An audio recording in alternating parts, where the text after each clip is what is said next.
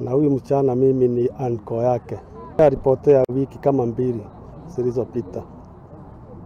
Sasa tukiwa kwa nyumbani nikapigiwa simu nikaambiwa kuna msichana ambaye amepatikana upande wa Kariko na amefanana na yule msichana yangu. Ndio nimechukua hatua, nikakuja nikaona ni yeye, kweli ni yeye.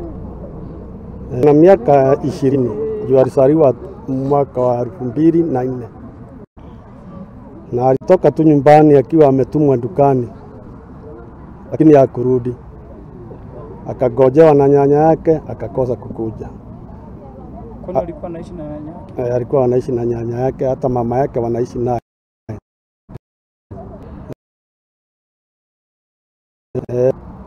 Lakini naona kama ni kurepiwa juu hana hata nguo. Tunaweza kutaka tuchunguziwe ni nani ambaye aliua mtoto wetu ili haki yetu itendeke. Juzi tulikuwa na kijana mwingine aliuliwa kwa ile boma, aliuliwa. Wakati huu kuna mwingine ambaye ako hospitali na ako kwa ICU Kenyatta.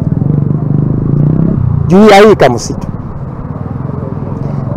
Ukitembea hapa ndani utakuta suruali ya wanawake imejaa hapa. Nguo za wanawake za ndani. Kwa hivyo hii kamsitu huwa kanatuletea shida. Na haka kamsitu kanakuwa na uzito juu ya hiyo mambo ya ukora na kila kitu. So we are asking the government to help us.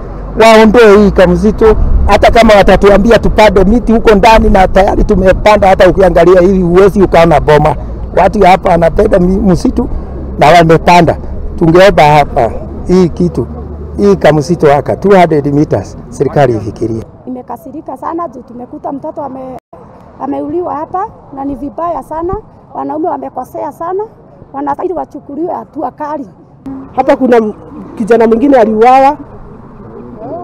Tunataka haki yetu. Juu hii msitu imekuwa ya kutendea unyama, unapata mtoto mdogo, mara ukienda mzee, mara